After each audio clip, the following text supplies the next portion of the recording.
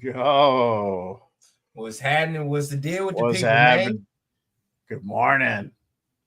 It's gonna be a Yo, good one, man. It's gonna be a good one. yes, sir. So make sure you guys get your coffee ready or whatever it is to go ahead and get your mind right. We're about to go ahead and kick this thing off with another fire show. So here we go.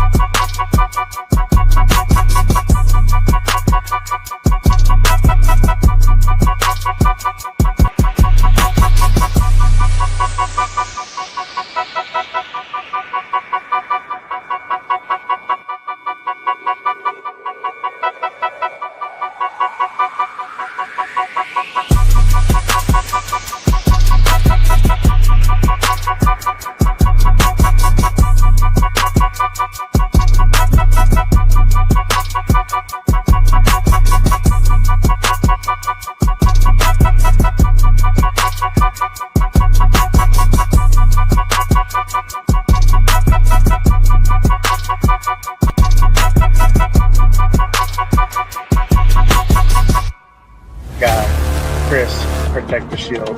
Good morning, brother. How you doing? My guy, Lunatic Raider, Raider Legions. What is good? We on? Oh, hey! We are. None other than Mr. Chris, bringing none other than our guy, Joe Morley, bring out none other than the Violator, Wayne Marbury, bring out none other than the notorious Mitchell Rams.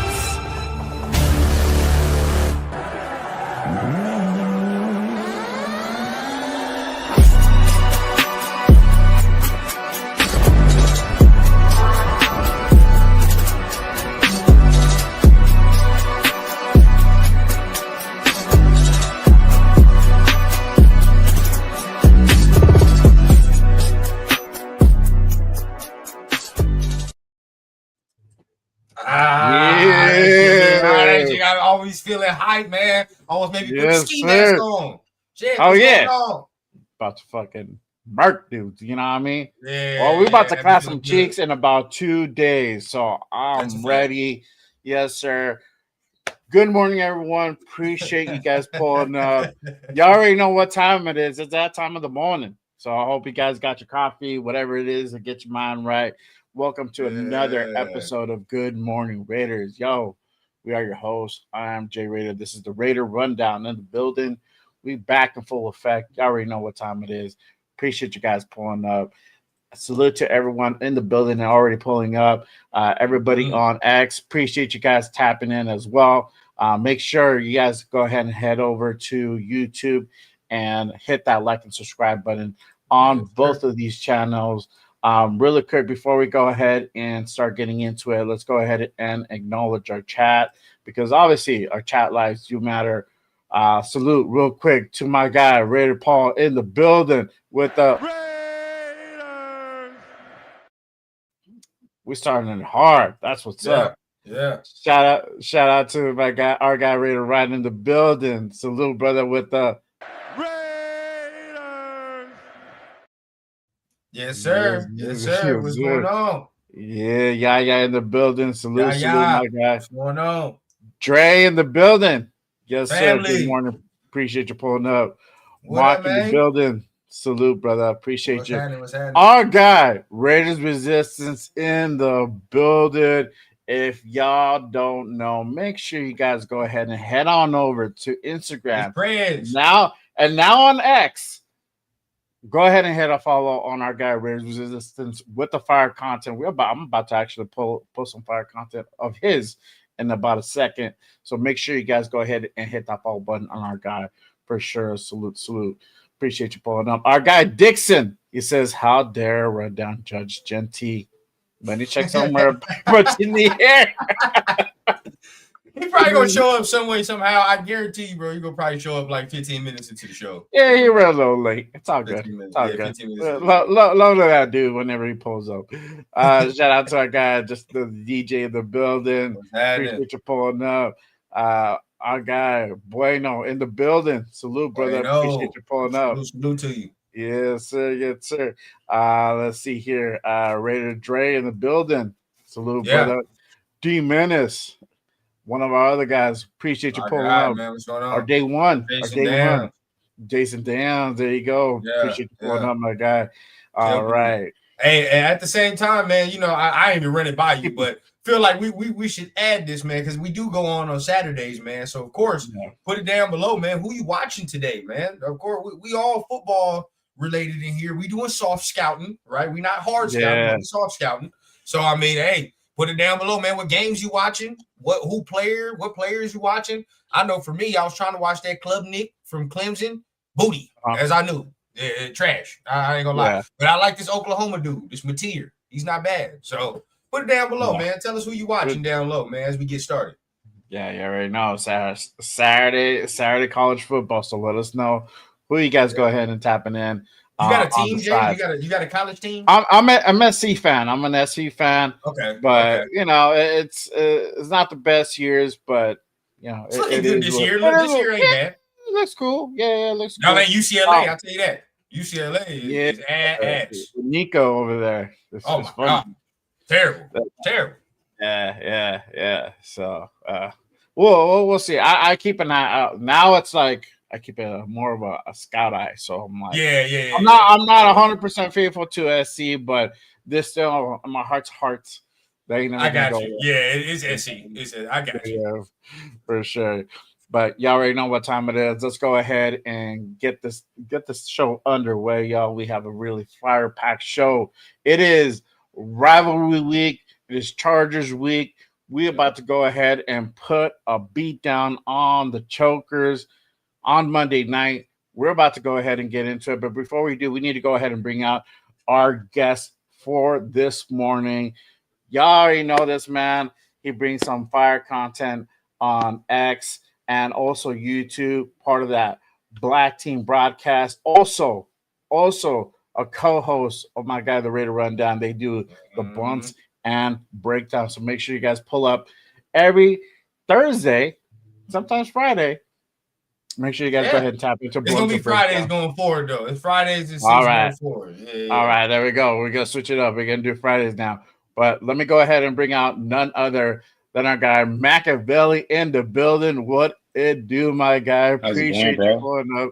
Salute, man. Thank you. How you doing? Brother man, what's going on, family? I'm chilling, bro. This something different. I'm not used to doing a morning podcast on the weekends, but hey, I'm fucking with it. This is dope. Usually I'm watching you guys in the mornings. I'm getting my morning started with y'all. Yeah. Hey, that's dope, man. Hey, you feel me? We getting deep into the podcasting game, man. That's what we've been talking about. It's a wake and bake. It's a wake and bake. Oh yeah, that's usually how I get my morning started. Yeah. So hey man, I know Jay got it packed. He got a jam-packed show for us, man. We about to go ahead and get into this thing. But you know, we was talking about college, right? SC, who they play today, man? They got that receiver that you and I continue to talk about, right? Keep making them plays. Yeah. Today, SC. Let me check. I didn't even think to look at it, bro. Purdue. We got a good matchup, bro. We got a big time matchup. Purdue. Okay.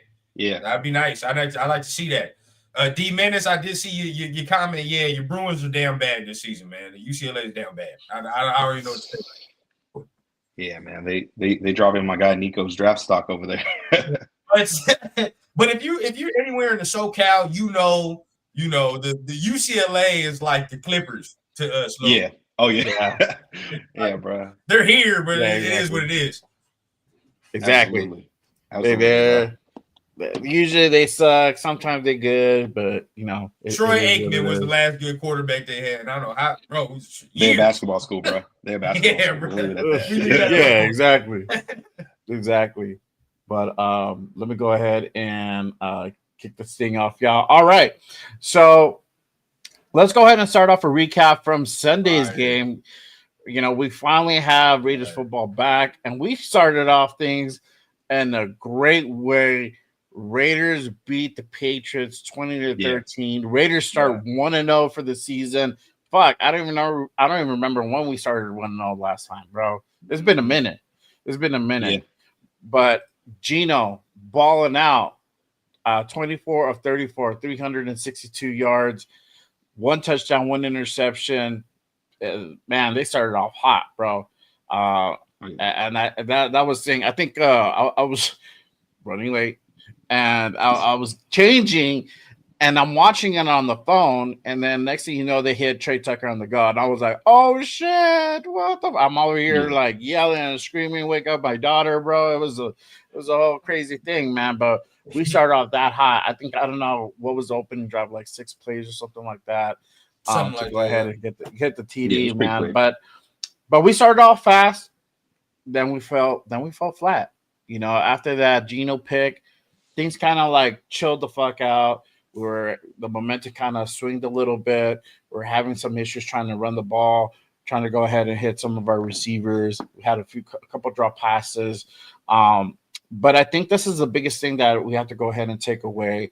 Was the Raiders made those second half adjustments. Normally, we say what they need to do, but they don't do it. This time they actually did it. What do you guys like? That kind of shows to you what Pete brings to the table. But what do you guys think of everything kind of in the first half that you guys saw from that Patriot game? I'll start with you, Mike. Go ahead, Mike. Start us off, man. Yeah. In my opinion, it was pretty much they're trying to get a feel of the opponent right there. So at first it was a little shaky. Obviously, we had a great opening script that was fast, and that deep ball that was a connection that we've been hearing a lot since training camp that's been developing with Trey and Geno. So it was a great throw. I really liked it. I know a lot of people thought he was going to overthrow it, but hey, it's hard to overthrow a 4.3 speed, especially when you got an arm like that. Yeah. They figured it out, and I hope to see it this Monday too. Come in and but yeah, going back to the way the game was going for starters for the defense, it was pretty much get a feel of the Patriots offense, see what they're going to do, and then obviously we seen the second half adjustments and what happened. Yeah.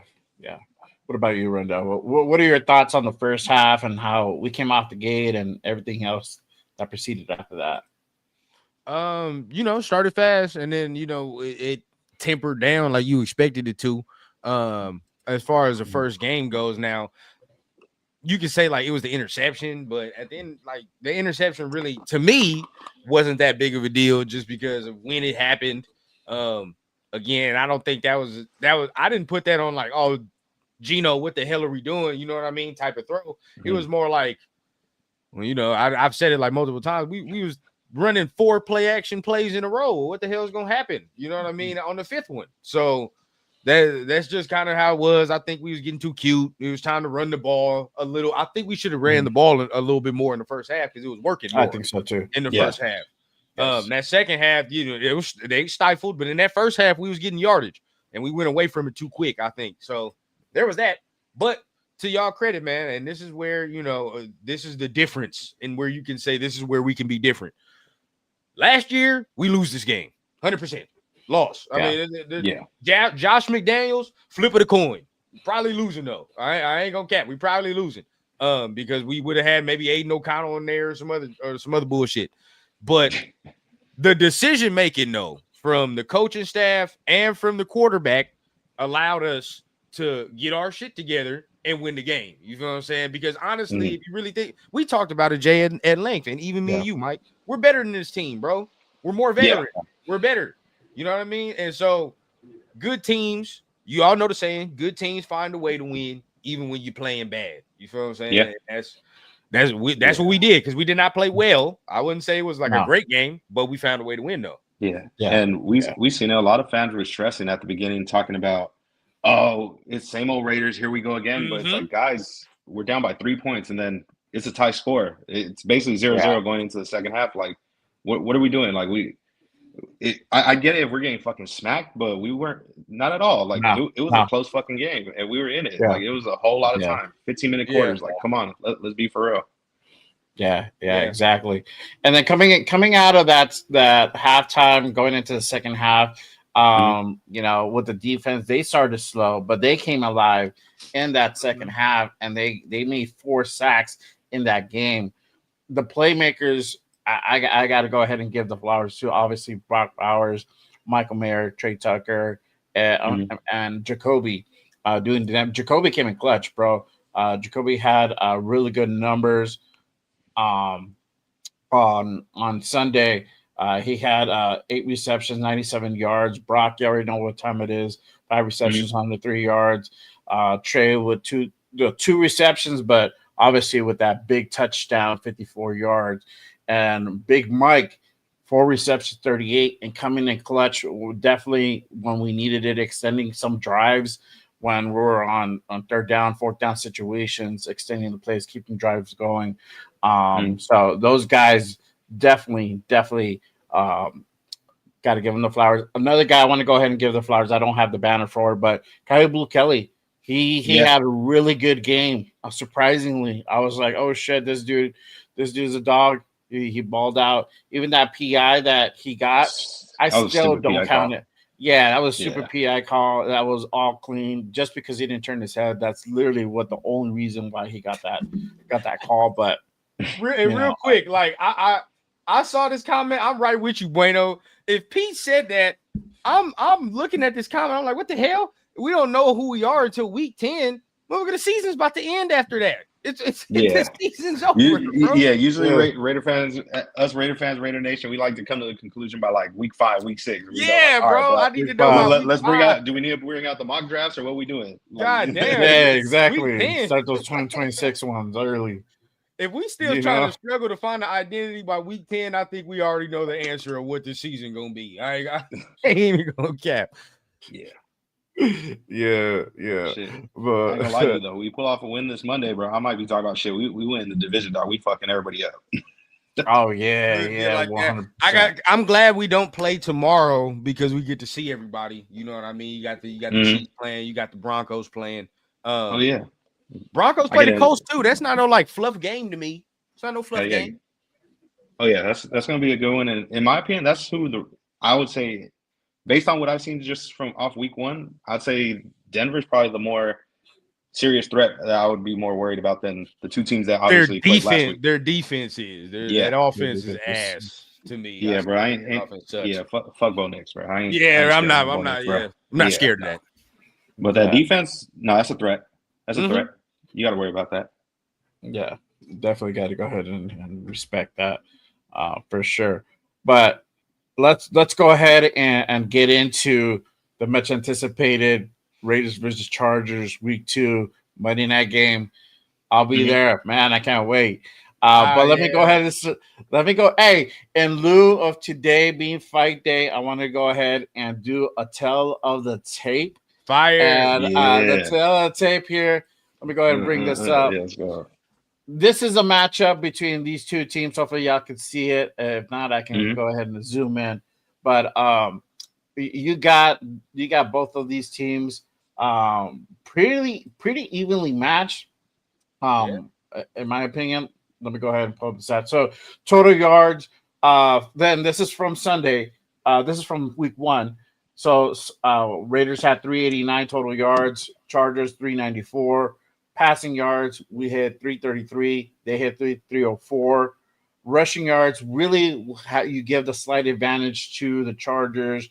Our 56 rushing yards to their 90 yards per play, literally even 6.3 to 6.4.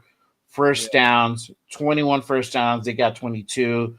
Third down efficiency, we 5 of 13. They 7 of 13. So they're a little bit more efficient. Slight edge to them. Fourth down efficiency was the same. Total plays is the same. Sacks allowed. We gave up one more sack than they did. So we got 4. They got 3. Total penalties, they were better there. We had 9 for 77. They had 6 for 49. They had no interceptions given. Time possession, slight edge to the Chargers. They had 32 minutes to almost our 30 minutes of possession. But ultimately, it looks pretty even if you go down the line, down the tape. What are y'all thinking when you guys see these numbers on that week 1? I mean, they played the Chiefs week 1 in Brazil. That was a tough game. Traveling that far on the road and being able to go ahead and beat out the Chiefs. Us traveling to New England, we didn't go that far, but it was still quite a ways away. And still be able to go ahead and put up these hot numbers. Mike, what are you thinking when you see these numbers? How you feeling? Do you feel like this is going to be a really close game? Do you think we got the slight edge? What are your thoughts kind of when you see the total tape? I'm gonna be real with y'all, and it might sound fucked up when I say this, but hey, I'm gonna start it off good rivalry week, but it sounds like a typical Chargers team. It looks good on paper, but ain't nothing special really on the field, bro. We got to play our game, and in my opinion, we play our game, we should be able to beat them. Now, by how much that depends. In the past years, we got close, we beat them in close games, but that was with no quarterback. Now, obviously, we got the man pictured on the screen. We got Geno Smith at QB1, so I like our chances a lot better this year, I'd say. As long as we protect Geno, keep him upright, we'll be fine. I think we should be able to fuck him up. Yeah. What about you, Ron? That's where I'm at. I mean, like you said, it's even. But you know, watching the tape, watching the film, again, if you just listen to the media, you would think these motherfuckers is world beaters. 95, 85 Bear defense. You know what I mean? But when you watch it though, it's not that dominant. I'm gonna be real with y'all. It's really not. It's not just me being a fan or anything like that. And as a fan, it's fuck them. So anyway, I'm not gonna be scared of them anyway. But Mike and I watched it, bro, and tell me if I'm lying, Mike. It's not dominant that you're seeing. Like their pass rush was okay. Like they weren't even getting to Mahomes like that. You know what I mean? And that's the thing. Now, their run defense is good. I will say that, right? I'm not going to sit out here and say it's not. Their run defense is nice. That's where they're going to make their bread and butter. They're going to make their bread and butter there. But the pass game, bro, they were not getting as much pressure as people think. And Mahomes, it was more of a product of Mahomes ain't finding nobody open, so he got to run and do something rather than how we saw in the Super Bowl where he was running for his life. You feel what I'm saying? Like it wasn't that. It was not that. So if we get that type of protection, like we kind of did, you know, it wasn't terrible in New England, but if we better and we get that type of protection, oh, bro, we gonna kill them. We gonna shred them. Who is who's their number one corner? Y'all let me know. Who is it? Oh, I pulled that up. I think it was. But it's tricky for real. Still, whatever. You gotta search it up. If you don't even, we don't even know for real. And then you know what I mean? Like it's they corners suck. It don't even matter, bro. Bro. I'm keeping it a bean. Their secondary's trash. That's the weakness of the defense. So if we got time, it's gonna be real. It's gonna get real. Oh yeah. And I like our chances, honestly. Offensively, I feel like they don't really match up well against our receiving core. Even though I know last week certain reporters from a certain team said that they're not stressing, they're not worried about our receiving core. But hey, man, I'm sure now they know they got informed real quick. So we gonna see, bro. And I don't like whether the guy behind me, if he play or not. I still like our chances and the way we match up against them because. I seen it in the comments. Somebody mentioned it, but big play Trey, bro. I don't think they got to answer for a big play Trey.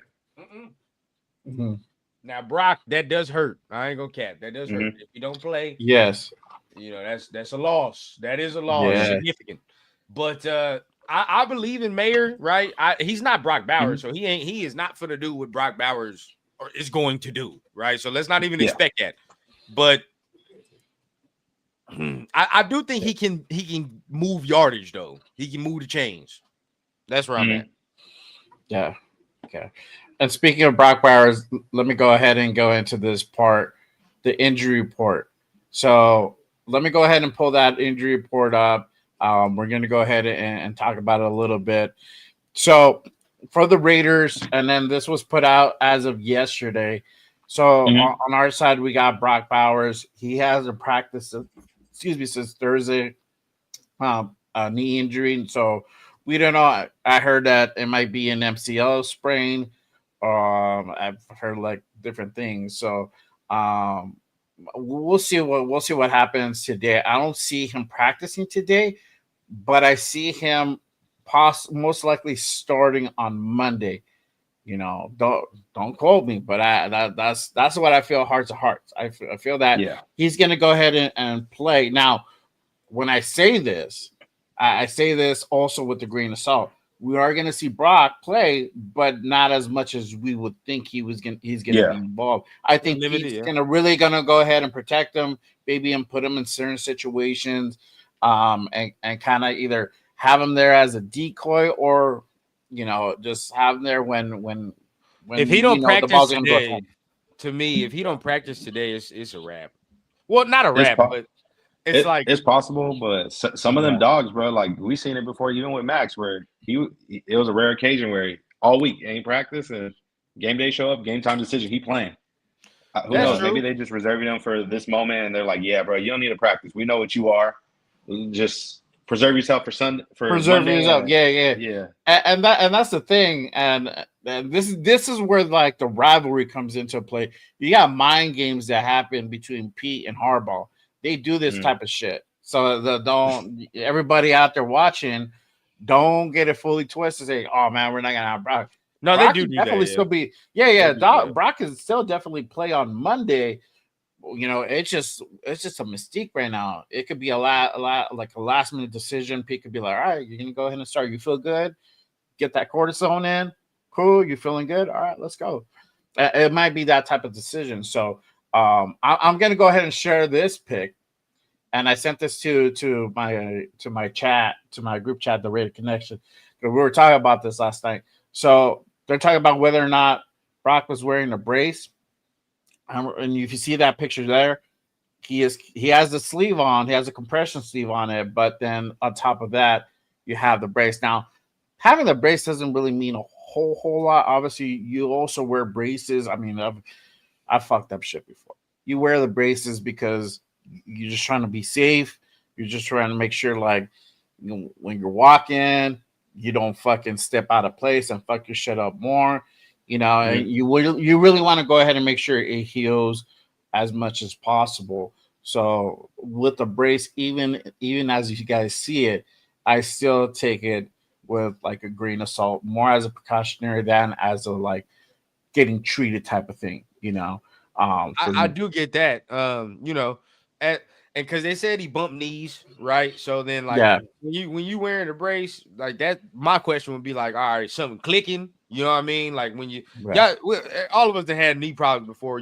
Sometimes you feel like you can feel that motherfucker ain't really stable. You know what I mean? Like some ain't feeling right or something in there ain't moving correctly. You can feel that. So that's my question. Like, is something clicking in there? Is something sliding the way it's not supposed to, as far as a muscle, something like that, where he has to wear that brace to keep it in place? You feel what I'm saying? Yeah. If that's the case, that's where I get scared, because it's like, all right, well, how are we gonna get out here with no practice and just fully run routes? You feel what I'm saying? If that's the case, so that would be my question. I would say probably at best if he does. I mean, unless he night and day he feels a lot better, I feel like more than likely it might be possibly for some decoy routes and stuff, because you already know, like, whether healthy or not, bro, you can't ignore 89 being out there on the field, bro. You know he's a threat regardless. Even if he can't run after the catch, like, he gonna catch that motherfucker. Oh yeah, for sure, 100%, 100%. Let me go down, continue down on the list. You got E-Rob.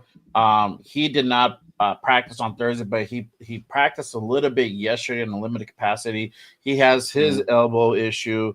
And then I think the other story that has just been developing the last, day is JPJ. He's out on concussion. Wasn't even listed on Thursday and was at practice yesterday, but obviously did not practice. He is under concussion protocol. Now, here's the thing. And somebody on Twitter did tell me, like, oh, JPJ is under concussion protocol. He's not even going to play. That is not true.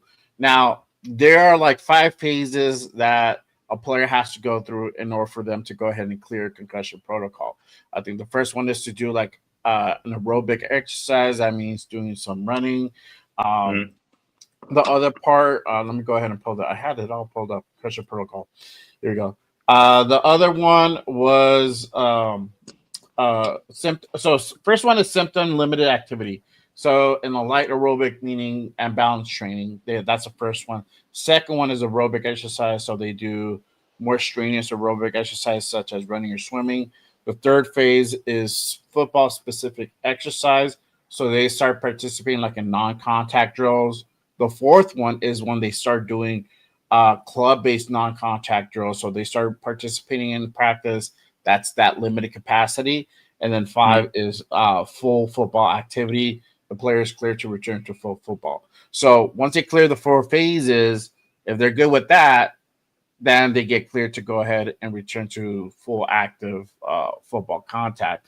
If they miss, let's say they get to like step 3 and they can't pass that one, they can't do the drills, they have to go back to the previous phase. They don't start over, but they go back 1 phase.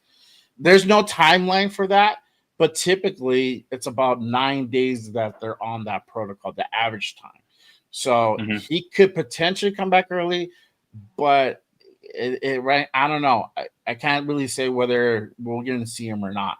But that's kind of the concussion protocol that I kind of wanted to go over and let people know that there's no clear timeline on it. It honestly depends on the person, on the player, and the severity of the concussion. That's kind of how all that's determined, and they have to go through those 4 phases, and then ultimately the 5th one is when they actually get cleared. But continuing on further on the flip side for the Chargers, Elijah Molden, he did not partake practice yesterday. Denzel Perryman, he's out for this game, so he is not going to be a factor for this game on Monday. Deshaun Phillips, he's another linebacker. He did not partake on Thursday, but had limited practice yesterday. And still, I guess he came back from his calf injury yesterday, so he's that number 1 corner on their side. So, yeah. Real quick too, I'm on the JPJ injury. He's probably not playing this week. This week. And look, too soon. Yeah, he's probably not playing. And see, this is how my mind goes different places. Jay, you already know. My mind goes places. This scares me, dog. This scares me for future shit. You want to know why? Because if I don't think it's gonna happen, but if Kappa goes out there and plays fucking adequate, I can see this coaching staff fucking around. They was already flirting with it, right? Yep. JPJ or Alex Kappa, all training camp, right? Even when JPJ got the job, Pete backhanded ass gave him the job pretty much because he was like, well, Alex Kappa was hurt, so he ain't really have no chance to compete and all. If Kappa plays adequate enough, I can see these motherfuckers trying to say, well, nah, JPJ, you sit on down.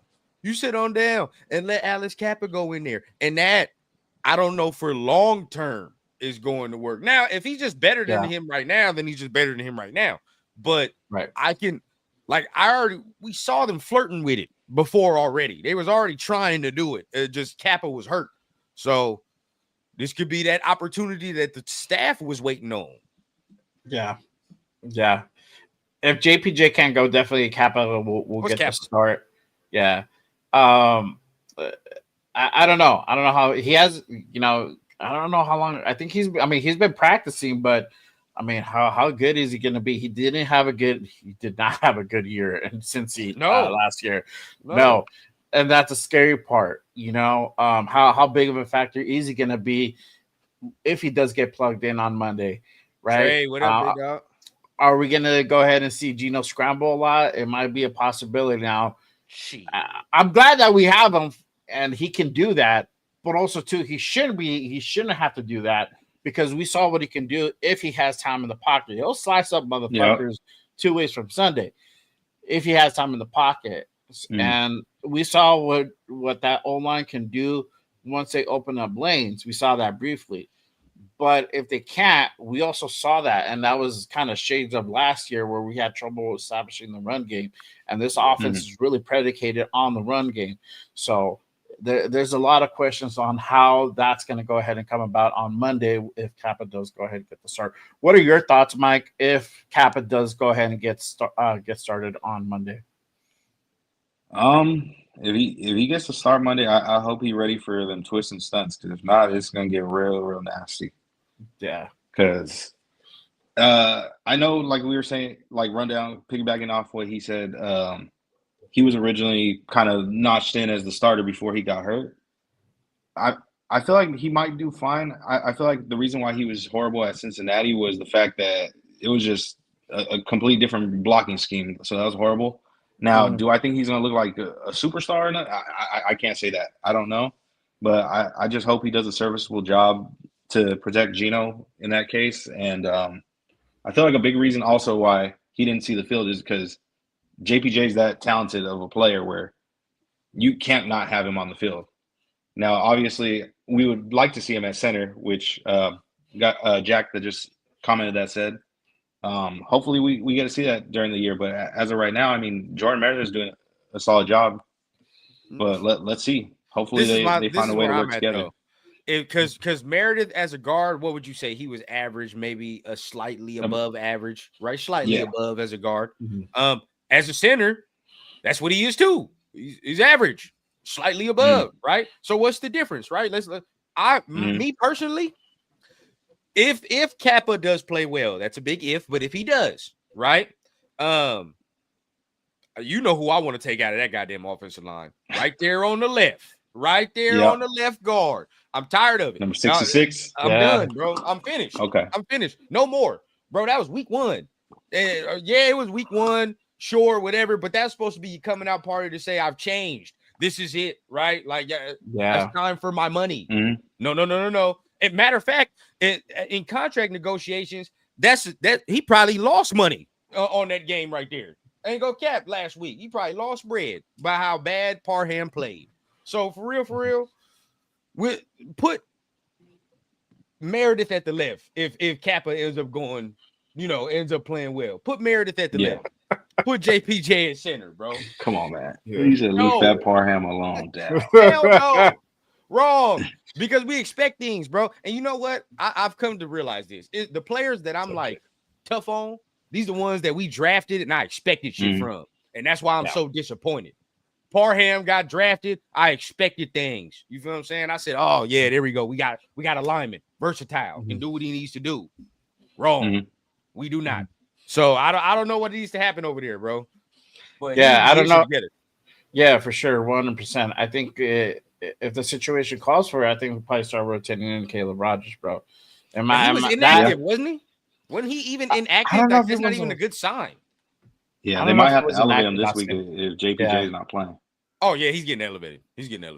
100%. So you might have to rotate him in just in case, for whatever reason, something does not work out, and you have a little bit more depth, and you might see a different look from Rodgers than you would as Kappa. But we're not playing like we were playing the Chiefs or even the Broncos too. Like I'd be like, shit, you know what I mean? Like we're going against Chris Jones, we're going against some of these DTs, but I don't think the Chargers interior is like all that great, to be honest. Like they're cool against the run, but as far as like the pass, like I don't think they're all that great.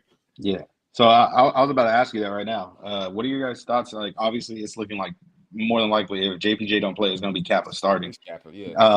Obviously we don't think they're that great against the pass, but how much do you think that's going to affect our running game possibly Monday night? Go ahead, Jay. Start off. Yeah, let me go ahead and put this topic on, and I'm glad you brought it up, Mike. Yeah, can that O-line bounce back after mid performance? I mean, and I say mid because it really is that. We saw good and bad, right? We saw it in waves, in my opinion. They started off hot, got great protection. Geno had time in the pocket at times, and then there was a lot of time where we couldn't get the run game going. He got 4 sacks on him. That's a lot. So I hope, and this might be a situation where they might have to go ahead and really play that 12 personnel, and they might bring in if Brock Bowers is going to play in a limited capacity, you might see Ian Thomas be lined up traditionally. You might have Mayer lined up on the slot on the outside.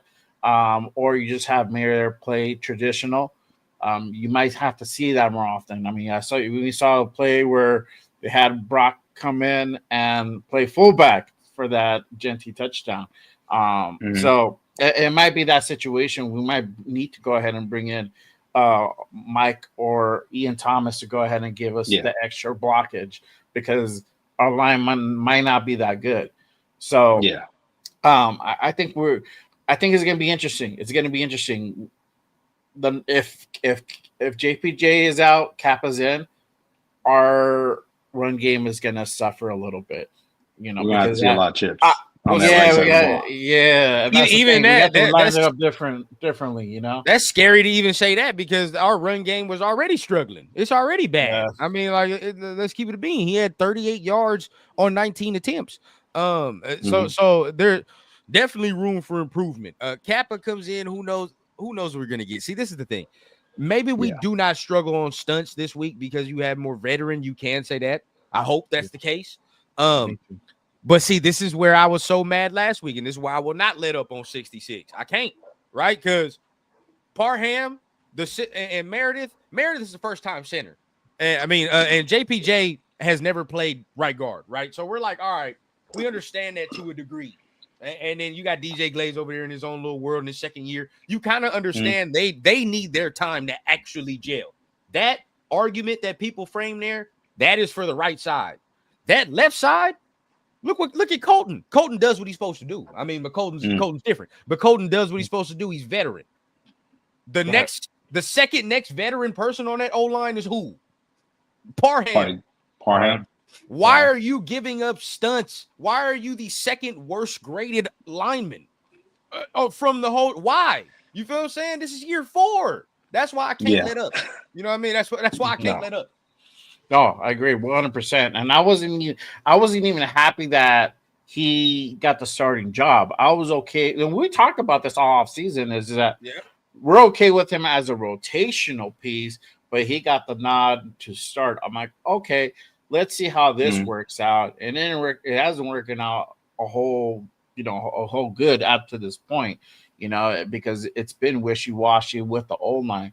So we need to see more consistency up front with the blocking, picking up those stunts. It really does play a big part for them to pick up these stunts because it's going to go ahead and really set up our passing game, our run game. Because if not, we're going to have to go ahead and do a bunch of swing passes. We're going to have to go towards the edges to go ahead and start, establishing the run game. Ain't no Andre to go inside all the time. Year, right? And ain't no Andre James to blame this year. There is none of that, right? Y'all Meredith. Y'all like JPJ as a fan base. And I'm not talking about y'all handpicked them. Yeah, you feel what I'm saying? The coaching staff, they handpicked y'all them. Told us that's what y'all like. And even the fans. Y'all came out here and said, we like Meredith. We like JPJ. Ain't no goddamn Andre James situation going here where you could just blame him and, man, he's just so booty. No. Now we looking. Yeah. One thing I will say, though, is when it's a rivalry matchup, though, things change. Like, I don't know why. Like, the intensity picks up, not just with skilled players and coaches, but even with the trenches, bro. And we've seen it in the past where we've had some injuries going into rivalry week with the Chargers. And like the caption said right there, Genty breakout game. We've seen it, bro, where in the past our first round running backs have gone crazy against these Charger teams that are usually known to be weak against the run.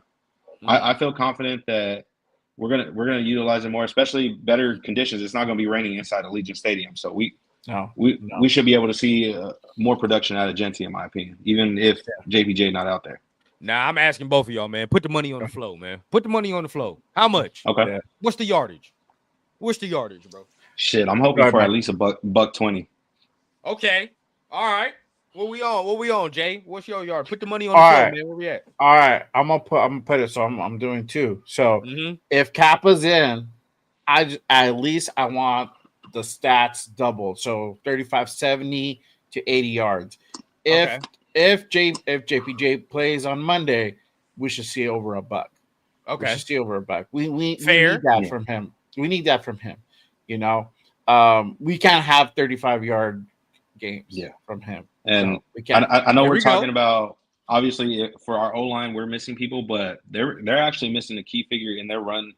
Even though they're not so great against the best against the run, they're missing a key figure in that linebacker room. Oh, they're gonna be missing Perryman. Yeah, he's gonna be out. Now Henley is nice, dog. Henley is cold.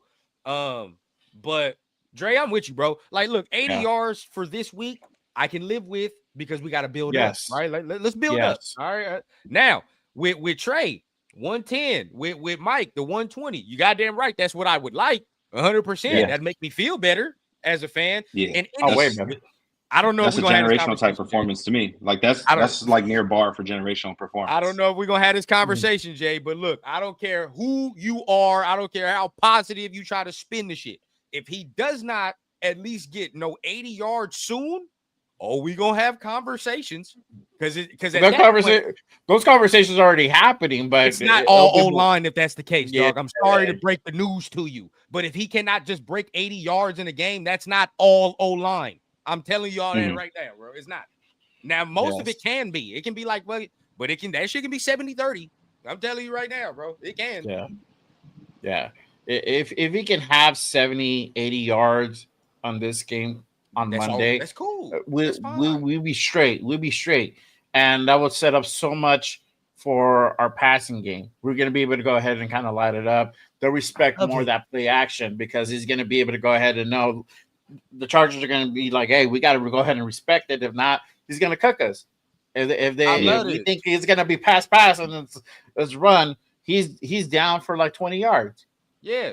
And is this all purpose, Trey? Is this all purpose? The 110? Let me know. I love it, JA. 130 all purpose. You goddamn right. That's what we expect, man. Okay, so when I said 120, I meant just rushing yards. I'm being bold with my I'm talking about rushing. Like, I want because it's like pound the rock, bro. Like in the past, I've never seen Chargers teams where they could tackle, bro. Especially an aggressive runner like a Genty or in previous years Josh Jacobs. After a while, you keep pounding the rock on, bro. They're gonna let up, bro. Yeah. Now I said 80 yards, right? Like but you know what Jason is saying is correct. What Mike is saying is correct, bro. We drafted him 6 overall. Why the fuck can we not get above average play? Why not? Yeah. Yes. Jason puts it perfect. If you're generational, you can get yards behind an average to below average O-line. Yeah. Like we drafted you high, obviously, to have stellar performances, but also to have stellar performances against teams like this, your division rivals, bro. These are the matchups that people tune in for, bro. That's why this shit prime time. They want to see you go off against these motherfuckers. Mm-hmm. What? We did. We watched Josh do it. And then like there were so many excuses, right? But I think I said it with you, Mike. Bro, I said it with you, Mike. We could talk this, and that. But Josh Jacobs' first game was against Denver. Right, and we all know either way, bro. Denver's always had a pretty good defense. That motherfucker had 85 yards his first game, 20 carries. You know what I'm saying? Yeah. Why can't we expect this type of performance? That's what I want. Yeah. We went into that game talking about it was the fuck AB game, but we left with like, nah, this is the Josh Jacobs game. Like he arrived. Like we seen we had a running back week 1. Week 1. So look, hey, week 1, okay. Monsoon, as people want to say, it was raining, all that extra, fine. So be it, bro. But again, there's yardage to be found in these runs, bro. I think Jay, you probably watched it. I mean, all of us probably seen it all over social media. There's a couple runs, bro. He could have been a little more patient. Yes. You know what I mean? And did what he had to do. This week, I'm expecting him to do that. But not even that. I better see it through the air. Why catch the ball? Jason made a good point right there. Look what he just said. With the same 2 guys that are out there right now, he got 1,600 yards out there. And I'd argue the right side is even better. The right side's better than what Josh had them last couple of years. You know what I'm saying? Them last 2 years, our right side was ass. I even forget the names who was out there. Now, I don't want anyone to think like and we're trying to hate or nothing like that or make no comparisons. He's better, this, that. We're just saying like, hey, man, we drafted you this high. These are the expectations. That's the bar that we've seen as fans. So this is what we want to see. We want to see you go crazy, bro. Obviously, you donning the silver and black, so we expect great things from you. We want great things for you. Yes, 100%, bro. I think I couldn't have said it better than how you did there, for sure.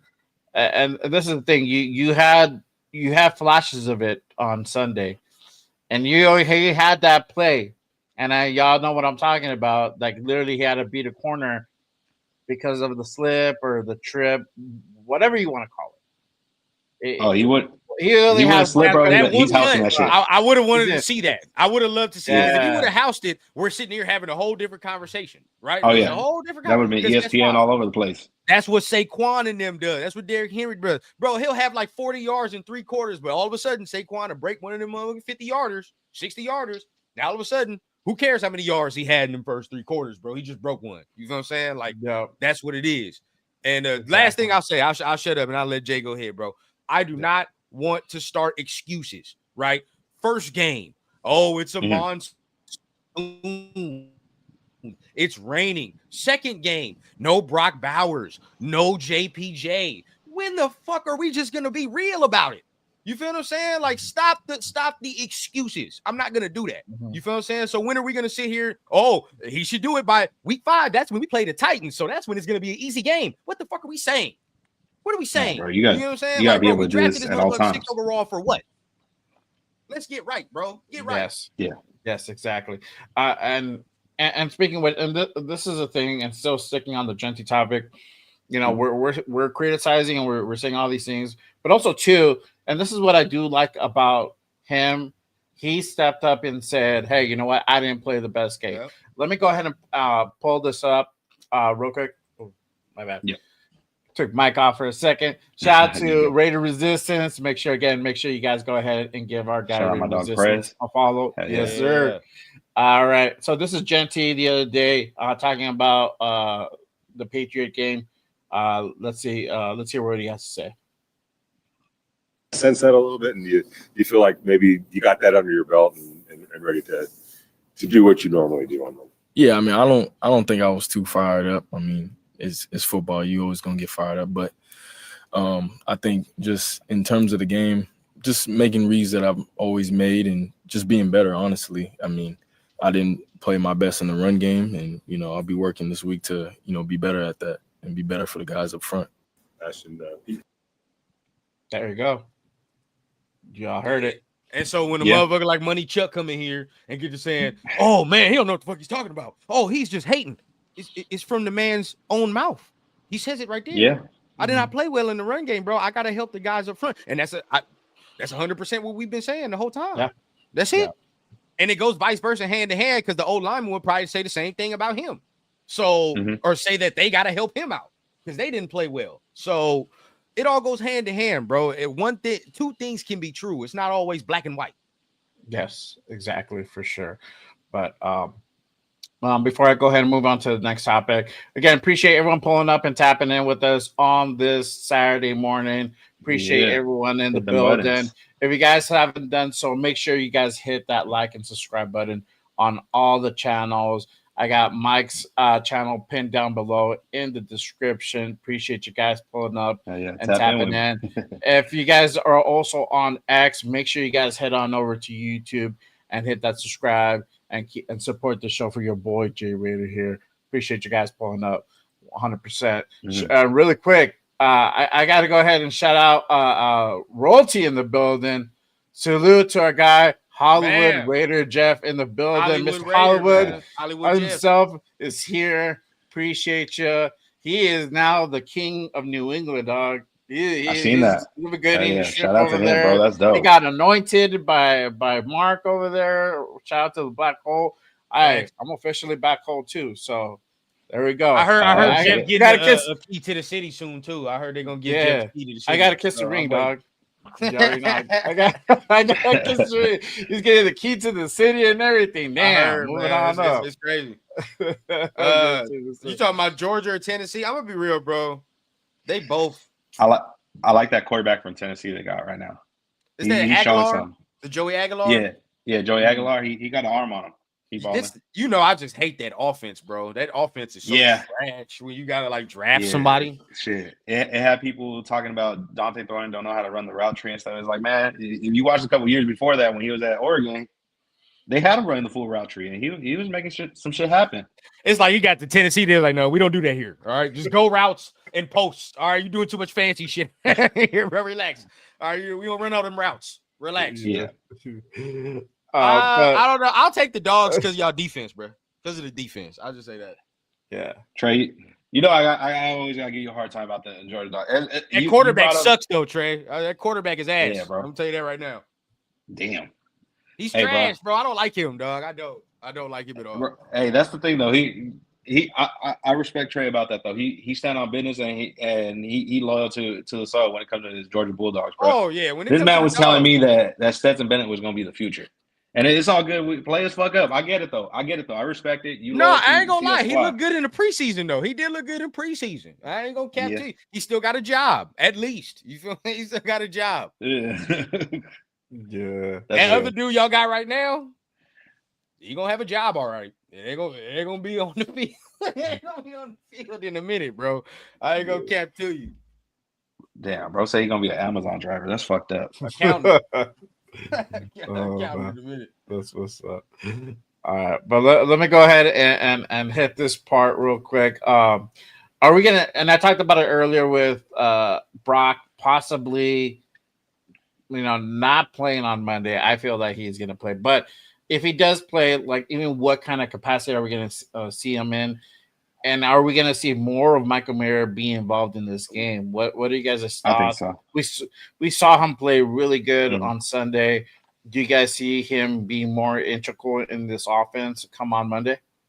Yeah, I think so. And a good reasoning of that, I would say, is Chip Kelly mentioned in his presser during the week that he was really impressed with Big Mike's performance since training camp, and then obviously week 1 he was impressed with what he's seen.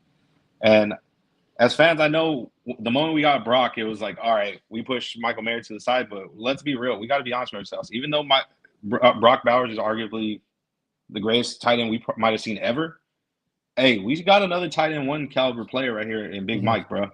We basically got 2 tight end 1s. Now, I know one's super elite levels, but we have a tight end 1 here Mike's who elite I think too. he's going to feast. I expect him to feast. Yeah. And I hope he feasts because I damn near picked him up on all my fantasy lineups. My tight end position is fucking Right. cooked this week. I got money on it. Yeah, bro. Yeah, bro.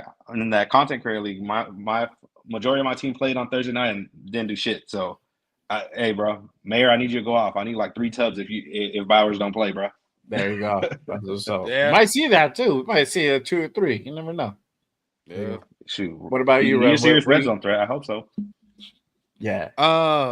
Yeah. Mayer for sure is he's gonna be a factor. Now, this is the thing, like you're gonna have to scheme him up a little bit more. Like I can't just like throw him out there and just be like 1-on-1. You know what I mean? With Derwin James, that's not realistic.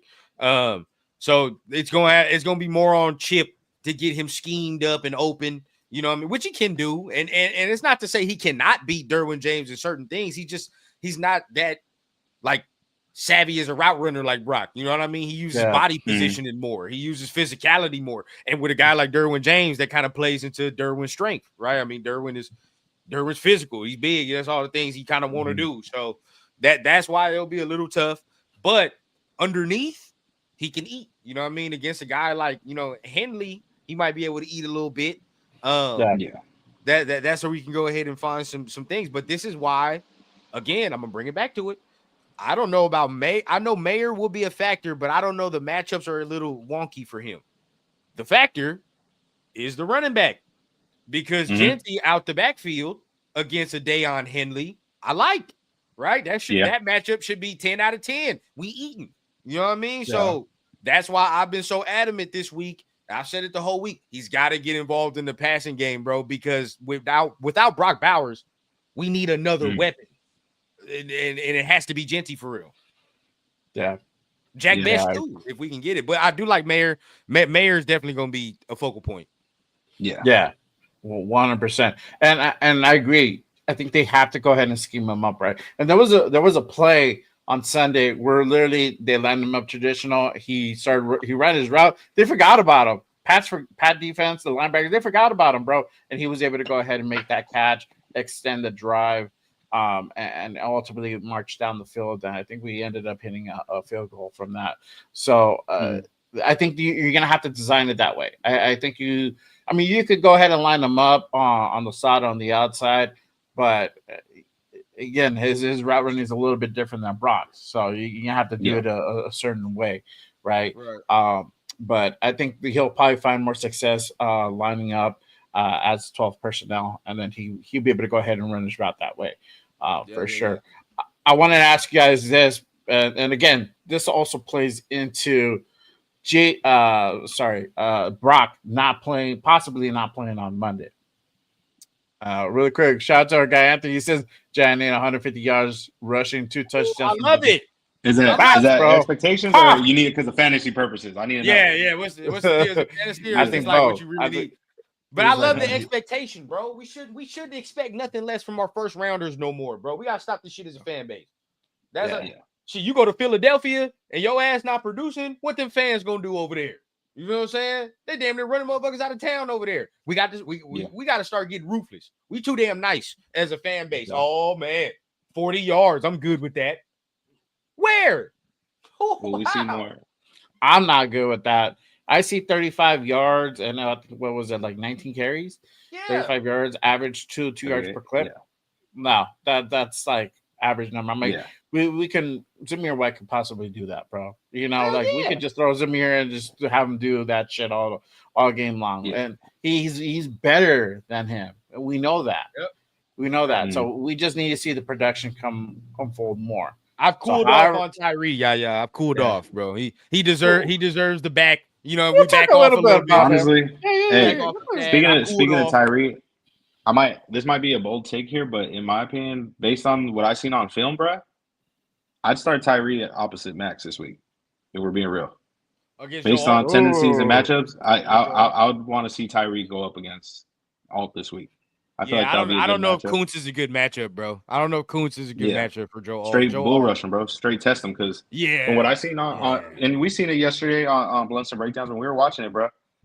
They're going too far upfield, pretty much giving Herbert room to run, and he's not scared to use his legs, bro. So at least that way you can walk him into him. Try bull rush and walk him into the quarterback. See, this is why Mike is my co-host for the show, man. You know, he got his D-line perspective. But he absolutely right. Like, the more you think about it, bro, like the Malcolm Kuntz and Joe Alt is not a good matchup for Malcolm Kuntz. It's not. I'm just keeping it a bean. I like Malcolm. I know we all like Malcolm, but you need a little more. You need a little more, bit more rocks in your pocket when you fucking with him over there, bro. I ain't gonna cap to you. And especially if you're talking about Kuntz is not at 100%, because what I saw last Sunday is not him at 100%. He ain't there yet. Where I'm used to. I don't know about y'all. Y'all can let me know. But Kuntz ain't as quick as I'm used to seeing. You know what I mean? Even in the preseason, I'm used to him being like the first motherfucker off the line. He's back there. Now I'm like, you know what I mean? It's not as fast as I'm used to. Shit, even Tyree look a little quicker. You know what I mean? Compared to what I'm used to seeing. So it's like, I don't know. As far as Tyree, I backed off because of last week. He had a pretty good game. He had a sack, all that. We can't say nothing, right? We got to be fair. The other person that I feel like a lot of Raider Nation like cooled off on too was since he got traded to us was Thomas Booker. Yeah. Booker. A lot of people cooled off. We seen that pressure. We seen him get a baldy breakdown. We're like, oh shit. Okay, we might got one. You 100% right on that. I think, you know, with him, we don't need to say nothing. They played well. You feel what I'm saying? So there's no need to come out here with some negatives and all that extra. Tyree had a sack. Booker caused pressure. Shit, we good to go. We just consistent at this point. That's all we need. Yeah, for sure. So let me go ahead and flip it to the other side of the ball. So can Tyree pick up from last week? Right. So he got his freaking first sack of like starting off hot. Well, sort of hot. Yeah. And getting a sack this past game. Can he repeat that? And Mike, you just said that you need to line him up on the other side of Max. And you think he finds success there. I don't know how you would line him up. I personally think you still line him up on the interior because that's where he's finding more success on his technique. And that's the thing. He had and there's criticism. There's some people say, well, you know, Herbert ran. Drake May ran up on the pocket, and you know that's how he got it. I mean, yes, he ran up, but he got penetration, and he had to actually go and pull his arm out to like grab him and sack him. So it's getting better, and I think we're just starting to find that success on the interior as opposed to on the edge. But it could be different ways, right? I don't care how it looks like. You can line them up in fucking from Neptune, bro. Like whatever it is to make him like start producing. I think if he gets another sack, I think it's just like a one game at a time thing with him. and just keep thinking. If he could get 1 sack a game, that's it. 1 sack a game, and guess if he get 15, 12, whatever sacks for the season, I think we're straight. Real quick. 2 minutes ago, give you the update. Brock is back at practice today, so we good. Yeah, there you go. Let's go. Yes, Breaking news. Fuck. We good. I gotta draw Michael Mayer now. I gotta drop him on my list. Yeah, dude, you gotta do quick. Hey, that's what I'm talking about, baby. Yes, Brock back at practice today. He looked good. I'll pull it up right now. It's from Jesse Merrick. All right, shout out to Jesse Merrick. Shout out to Jesse Merrick. But he looked pretty good jogging around and all that. Don't look like no limp or nothing. So I ain't gonna cap. I think we straight. Yeah, that's wonderful news, and then that changes things. That does change things 100% for him to be back at practice. 55-7. JPJ is out still. And JPJ is out still. So the good news is that Brock is back, but the negative news is that JPJ is out. So that is, well, we knew that though. We kind of, we figured that. Yeah. So we figured that. More than likely, you know, we'll play it for you. But watch him jog around. He got the brace on still, but oh yeah.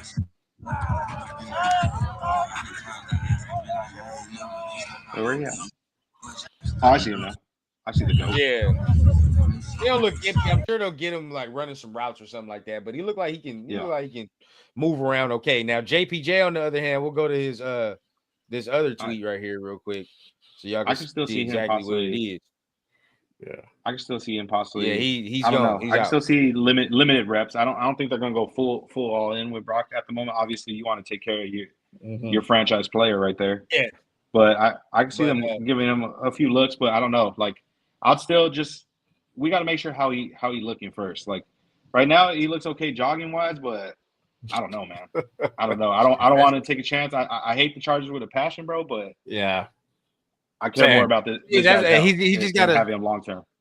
He's got to test it today. You know what I mean? But you know the fact that he can do that, really, real talk. We all done had some knee injuries, bro. You know, if your shit really hurting, bothering you, I'm not getting out that motherfucker jogging like that shit. Yeah. If it's really bad, But you know, as of right now, I'm happy to see that, bro. At least we have that news. Now, JPJ on the other hand, we already know he was gonna miss miss time. So expect to see Kappa. Shit, more than if I were them, worst case scenario, bro. If you have to, fucking shift fucking wherever you're gonna run it. If you have to shift Mayer to fullback right there alongside him, bro, and you have a lead block. For the running game and passing game, obviously, you know, we can air it out or we got a bunch of weapons right there. Somebody's gonna get open, bro. Somebody's gonna get open right there, whether it's the running back or Mayer. Yeah, appreciate it. By the way, man. Yeah, and then since you're on that topic, I want to go ahead and ask you guys this. And even now that we know that most likely Brock will go ahead and play on Monday, it's like probably like 90%. We'll see, are we going to see more of Thornton and Besh involved in this game? You know, we saw them. We saw them involved last game, but it was very limited. Very limited. Are we going to see them more now with this game on Monday? If they decide to go ahead and just kind of dial it back a little bit on Brock, are we going to see more of Thornton and Besh being involved in the game? What are you guys' thoughts? I feel like it's going to vary based on the pressure that we allow. In the running game and in the passing game, I feel like it's going to vary there. Like if we're not able to really air it out because obviously we're not going to have the time, then I could definitely see a Jack Besh more involved in the game where he's somebody that you could depend on him in those 6-7 yard curl routes or on those slants where he's going to catch the ball. That catch radius is there and he got aggressive hands. He's not scared. And also you could elevate him and use him in run blocking ability too. He could block like a motherfucker too. Yeah, for sure. What about you, Ren? Do you think we're gonna see more Thornton and Besh? Hell yeah. I think with Thornton, bro, Thornton's gonna be out there anyway because there's not a matchup. There's matchups on there's matchups on the secondary, bro. That there's not good for them. I'm telling you, I really think their secondary sucks. But as far as like Besh, it's toss up, bro. It's toss up. I don't know why he doesn't play more, to be honest. I know some people are going to well, I don't see it. But literally every time he plays, a catch is made, right? Like, or something happens, bro. It's like he makes plays. So it's like, why would I not want to see more? And shit, he's a second round pick. Of course, I want to see him on the field. I don't want to see that wasted. You know what I mean? Yeah. I think we can actually get something from him. So if Brock wasn't playing, I would have been 100% certain that, or 90% that probably you see him Besh if Brock not playing. But Yeah. now that Brock is, well, you still might see Besh because I mean, like y'all saying, Yeah. if Brock is in that limited role, then we can still get that physicality that we'll miss from Brock from Besh because he plays kind of the similar way. So might be able to do that. Elander Roberts is playing, by the way, Jack Kennan. Yeah, bro. He rocking the bionic elbow. He got that. He's the knee brace on his bionic arm. man. Yeah, he's bionic man. This kid for sure. And let me ask you this. So overall, I mean, you just said it right now, Run. But how do you think the Raiders are going to do versus this Charger defense? You know, Perriman is out. He's out. I think still is their number one corner on their side. They had somebody else go out, Elijah Molden. He's questionable at this moment. I don't know if he's going to be out. We'll probably find out either later today on their side. But how do you think we'll do against the Chargers defense as a whole? Go ahead, Mike. Go ahead, Mike. I think we'll do solid. It's going to depend on that right side. I feel like that's going to be like the key X factor to how the offense performs this week is that right side of the O-line. Can they hold up? Can they stop Khalil Mack, if we're being real? From what we've seen on the film, that's who the big threat is. Even though a lot of people may think he's old or want to call him washed, no, that's still 52, man. He's still a threat right there on that right side. So as long as they protect him, I think we'll be fine. But yeah, we really got to get the run game going this week. If we want to really be able to get the offense fully going, we got to get the run game going for sure. Yeah, for sure. I agree. The run game is key here for them to be able to go ahead and really set it up through the air. I think we're probably going to see the flip side, the opposite, and start off on the ground and not go take that deep shot off the get-go. I think it's going to be flipped because they're probably going to be expecting that now. They're probably going to, and this is the thing with Chip Kelly. He's always going to go ahead and keep you guessing. It might be run and then pass. It might just be simple as that. So you'll see different looks from this offense. I think we have a really good shot to go ahead and really slice up that secondary. But like you said, you gotta be aware of Khalil Mack. You got to keep an eye on that dude, and you have to be able to go ahead and pick him up. So the question is, are these guys? Is this O-line going to be able to go ahead and pick him up, and also be able to go ahead and pick up these stunts? Because we know that's the number one thing they struggled last Sunday versus the Patriots, right? So, that's going to be the question there. What about you, Run? How do you think we'll do against the Charger defense? Yeah, apologies, Paul. You know how to do a baby check. But against the Chargers defense, I think we'll do adequate in the passing game. I'm confident in that. I'm not even gonna lie. In the passing game, I think we'll be fine. It's the run game I'm concerned because no JPJ, and they were already good against the run last week against the Chiefs. Say what you want. The Chiefs have a better interior than we do as far as interior offensive line. They have all pros in there. So they struggled last week to get yardage. I mean, Pacheco, I think he only had like 40 yards or something like that. They had no run game to speak of. So that is going to worry me. But I think we'll be able to run if we can get some type of yardage running the ball, we'll be able to move. We'll be able to do something. And I seen somebody mention one of their other D linemen, Tuli Tuipulotu. He's solid. Don't get me wrong. I'm a big fan of Tuli. Coming out of SC, I'm a big fan, but if we're being real, they struggle getting pressure against that Chiefs O-line, in my opinion. And I don't got the goggles on when I'm saying this. I really think we have a better left side of the O-line than what they have. Oh yeah, 100%. You talking about Chiefs? Yeah, hell yeah. Yeah, I think we have a better left side of the O-line than the Chiefs have. So 100%. There is no doubt. I mean, Colton Miller's way better than that. Josh Simmons and all the extra. Now, I mean, the toss-up goes into that left guard. We'll toss that up, but because that's different. But real talk, I do think we're there. Run game. If that's the case, Alex, if Pacheco only got 5 carries, that's shame on them. But the thing is, you saw it early in that game with the Chargers. Like, this run game shit ain't working. You saw it early. Now you got to kind of stick to it a little bit, right? You got to kind of stick to it and just see in the fourth quarter if you might break one. But yeah, that front seven ain't no joke, bro. It wasn't no joke last year. So I'm not gonna sit here and like be like, oh man, it's a whole different. Like, nah, last year they was doing the same thing. They were stopping the run. So I don't know. Yeah, for sure.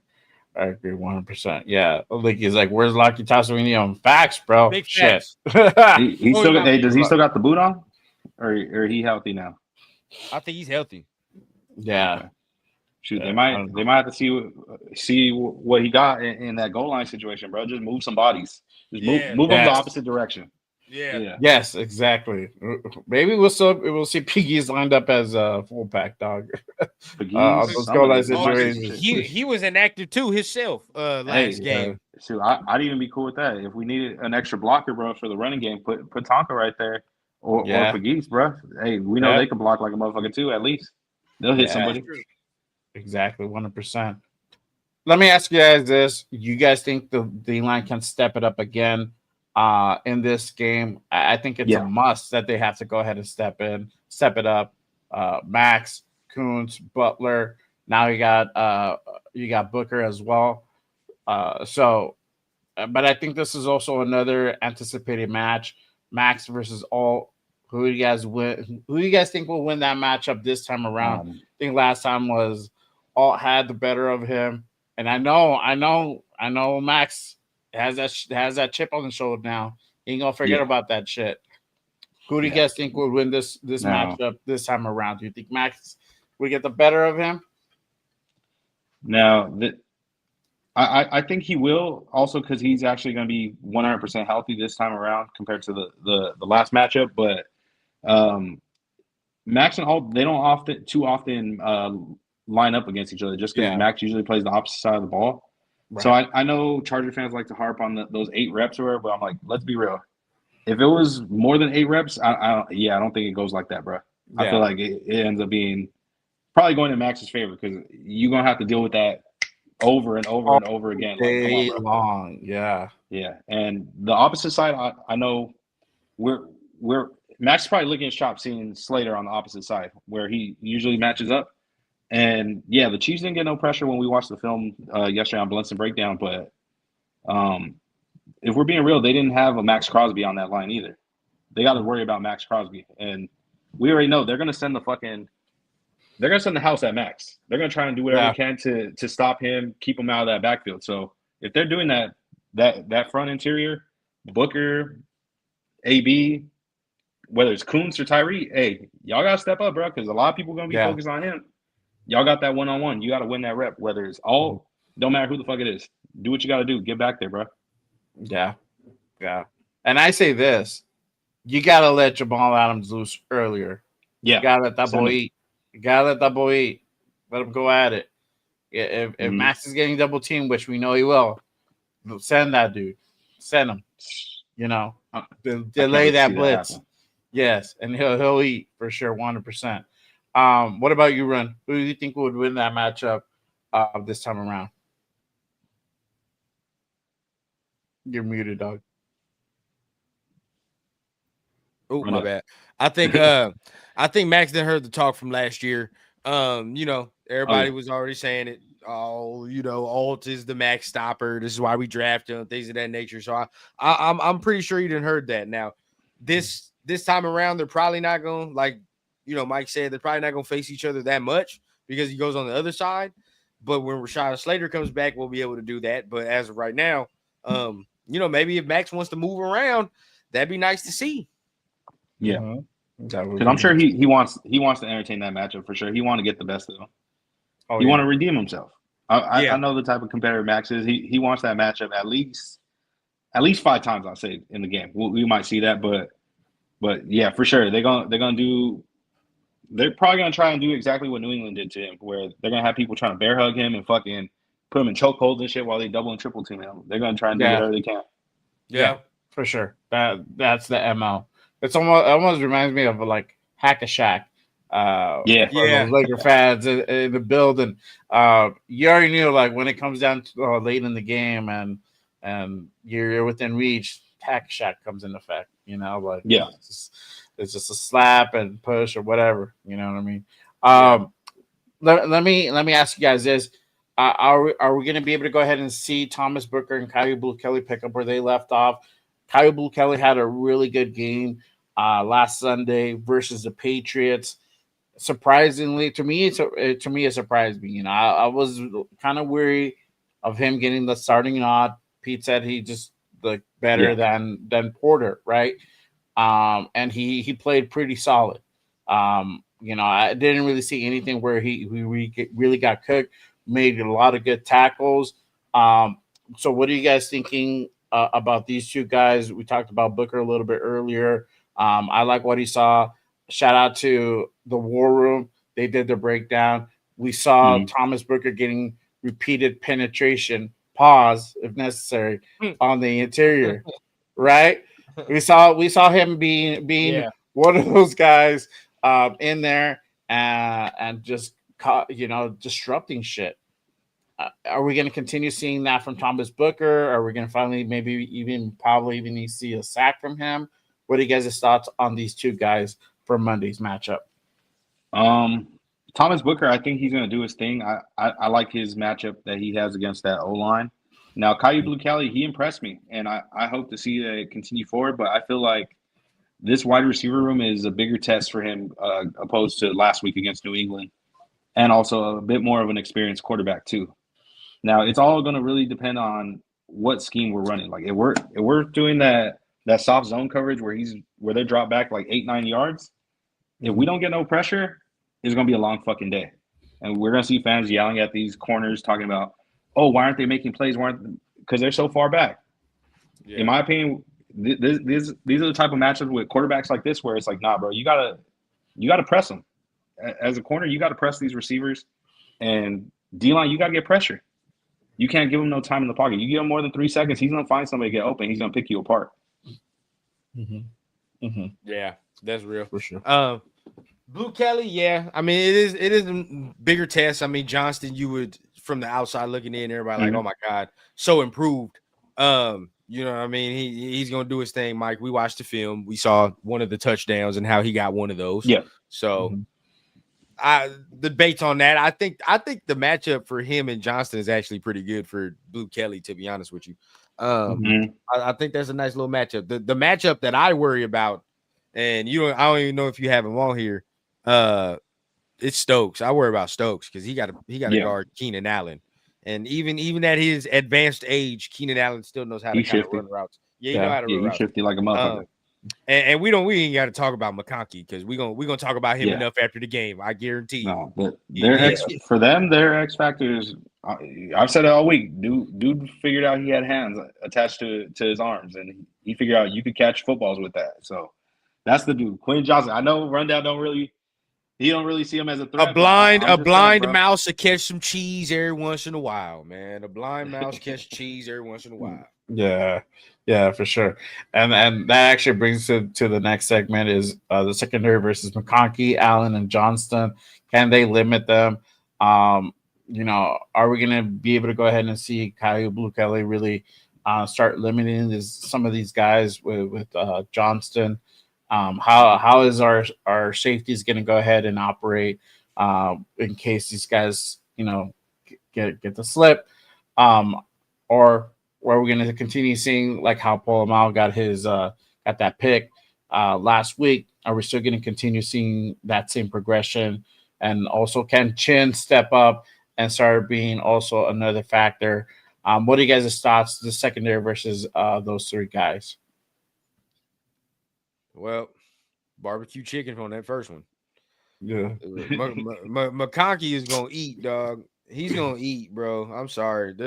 I can't be no homer on that. We have nobody to guard him. There's nobody. We just going to have to pray that one of them, like real early in the game, they throw him a hospital ball in the middle. Yeah, dog. Hey, bro. Send him to the gulag. Then we're going to have to pray for him to get sent to the gulag. Yeah. That's because, and we don't wish on no injury on nobody, but he gonna have to feel something. I ain't gonna cat. That's the only only way, bro. That's the only way for us to do this. Yeah, because he good with his feet, bro. So you're gonna have to make him scared and hearing footsteps, bro. You're gonna have to hit him.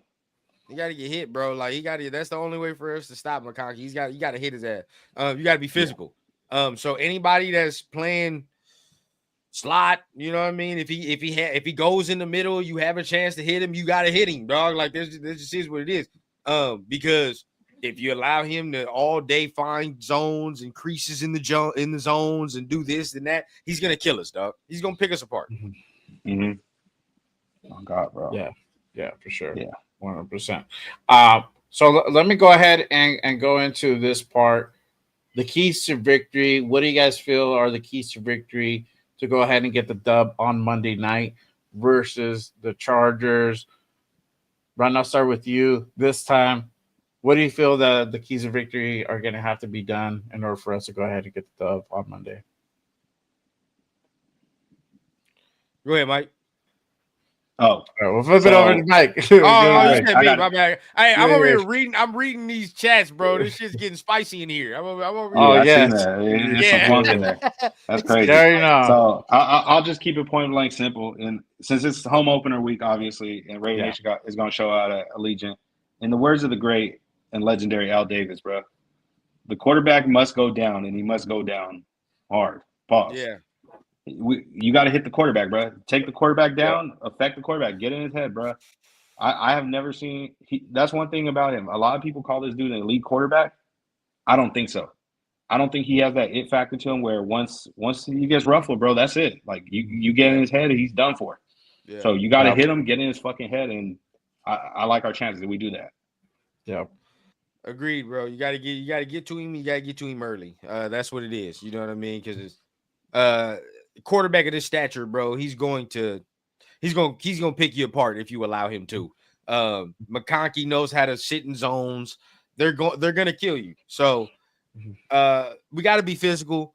PG. Let's not play that vintage PG prevent, which we all know is playing the corners 15 to 20 yards back and allowing the teams to just dink and dunk down the field until they reach the 10-yard line. Because with this team, for sure, it's definitely a toss-up whether you're going to keep their ass out the end zone or not. Like, you cannot play around with this type of squad. So, we got to get turnovers. Yeah, bro, we got to get turnovers, bro. We got to be aggressive. It might bite you in the ass a couple times, but it is what it is. It's this type of game, bro. We can't play around. Yeah. Same thing. So what y'all expecting? Like a defensive type game, or you think it's going to be a shootout? It's one of the vintage joints that we used to. Where somebody going 30 points to win. Is what I feel. We do special things. We do special things on home openers and on Monday Night Football. We do special things. I feel like somebody's gonna have to score 30 to win. I feel like it's a high scoring 20-something game. Yes. You're gonna have to fuck around and score 30 to win. And offensively, the aggressiveness got to travel over there too, bro. Mm-hmm. Yeah. If there's some moments, we're gonna check some nuts, man. Might have to go for it a couple times. Might have to really get it in. Because this ain't this type of game. Hey, Boogeyman, you shit gonna get real. Let's see if you scary or not, or if you finna scare them. It's time, bro. We might have to check nuts on the 3rd and 1, 4th and 1. What we gonna do? Yep. You know what I'm saying? That's what I can almost smell that situation coming from this game. It just always. And we're not scared. Yeah, we know we're not scared to fucking do that. Pete was like off the bat. He's like, we're gonna. If the situation presents itself, we're gonna do it for sure. And in my opinion, I feel like, especially this matchup, bro, Pete gonna pull out the style. He don't give a fuck.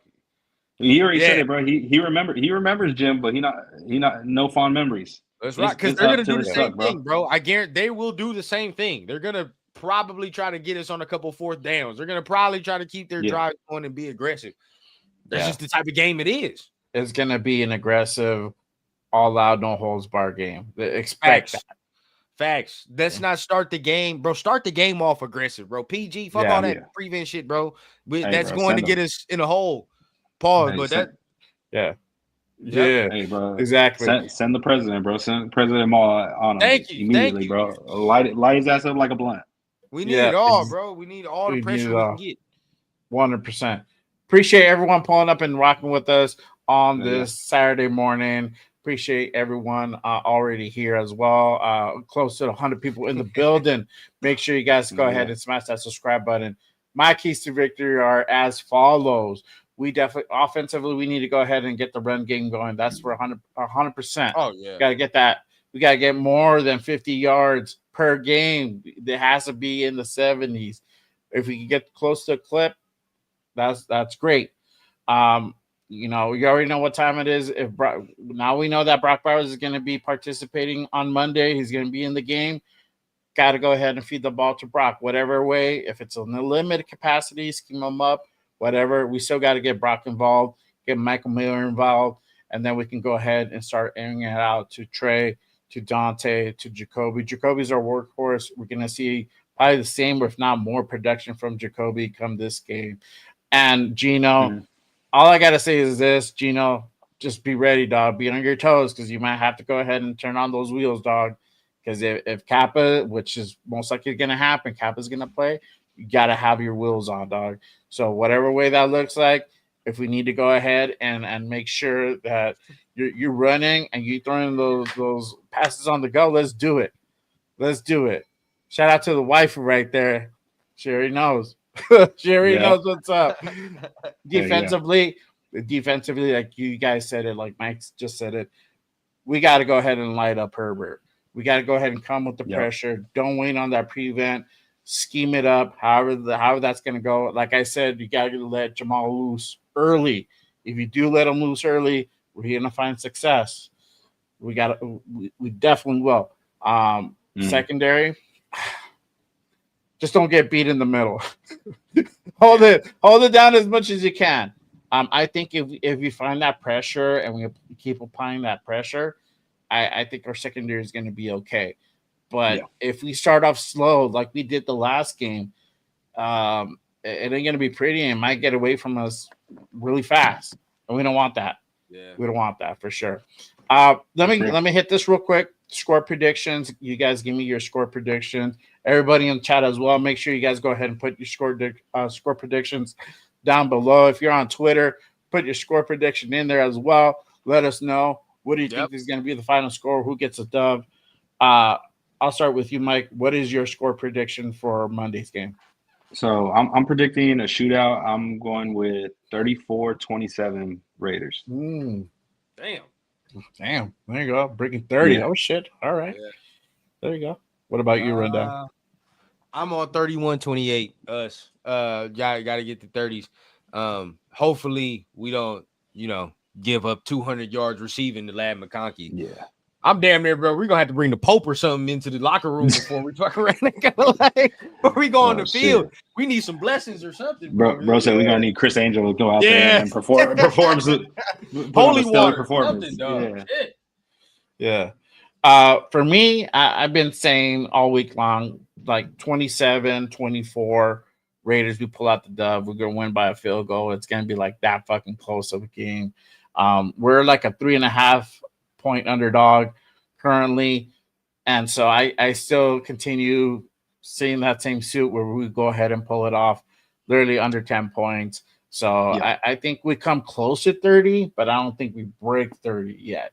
This game is going to be very, very, very gritty. So I think it's still going to stay within under the 30-point realm for both teams. If we break 30, great. I hope I'm wrong. I am. I hope I'm wrong, and I hope we break 30. Yeah. But I really think it's going to be one like within like 3 points. It's probably going to be one. That's going to be that game time that game field goal decision, bro. Yeah. I don't know if it's going to end on a field goal, but the 3 points is where I'm at for sure. Yeah, exactly. But let's go ahead and move into our final segment of the show. This is the time usually we go ahead and put the spotlight on our guest, and this week's guest is none other than Mikeaveli in the building. But before we go ahead and really meet our guest, we like to go ahead and ask this question to everybody who comes on and guests on the show. Who's on your Raiders Mount Rushmore? And this is a cool thing. You could put players or coaches in that, mix and match, whatever. But in your heart to heart, who is on your Raiders Mount Rushmore? Okay.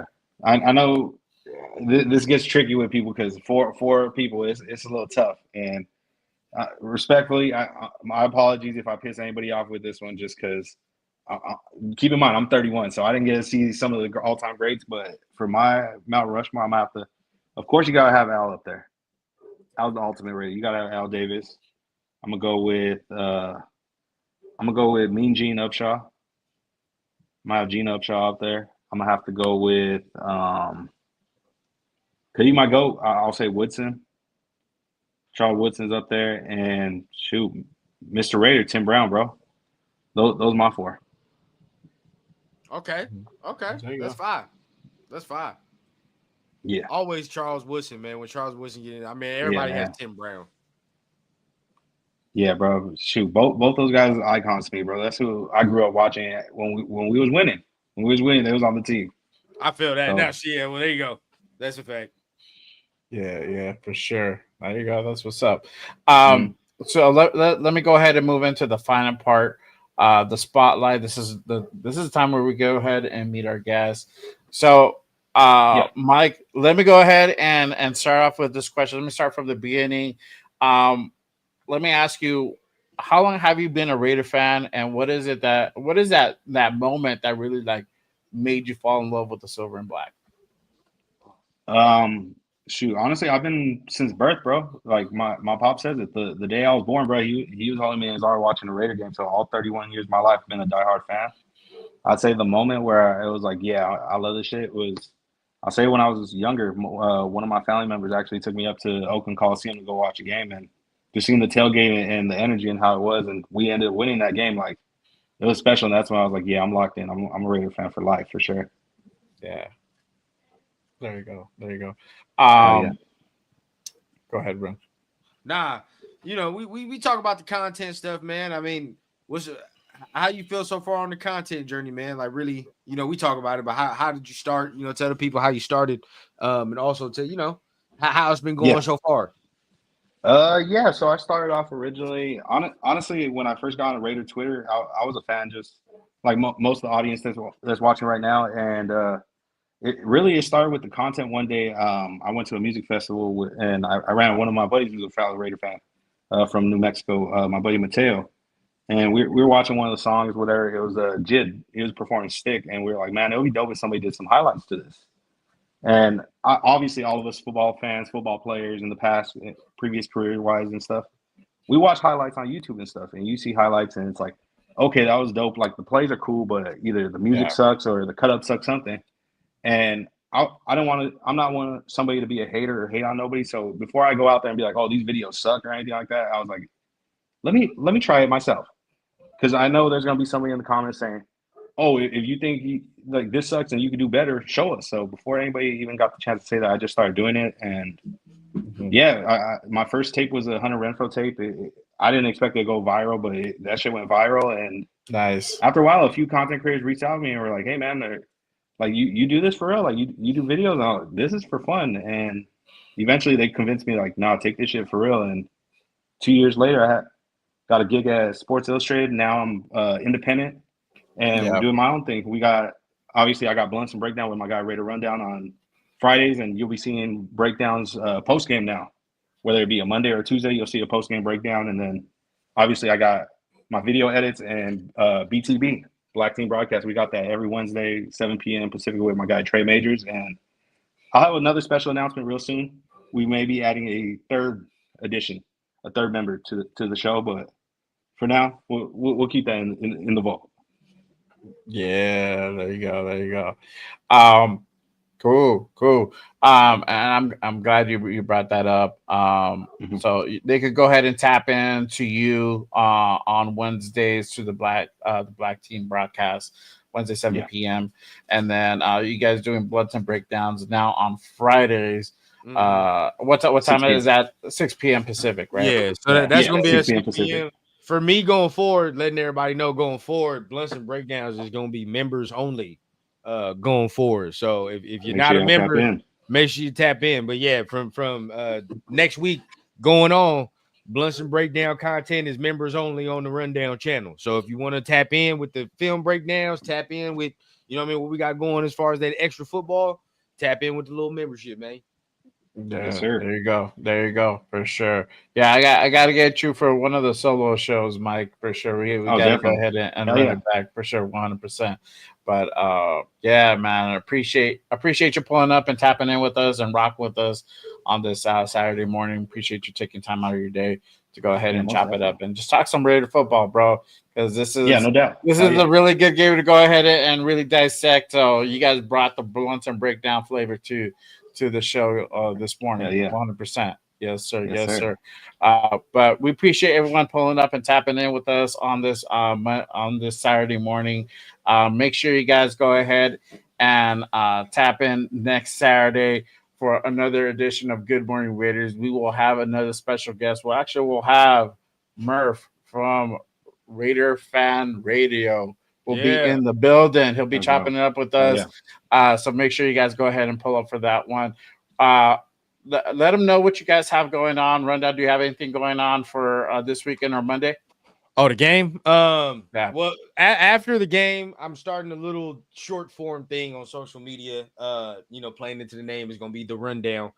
So after every game, you're gonna see it on TikTok, Instagram, maybe Twitter, whatever. Yeah. Just a little minute, minute 30 of me describing the game, the rundown of it, things of that nature. So be on the lookout for that. As far as games, me, I can't do no watch party during the game. I end up not talking to the chat. So I'm like, Should get too intense. Yeah, bro. So that Tuesday, though, if it's a good game, I'm calling off. I'm already saying it. So I'm gonna be free on Tuesday. You're gonna see me.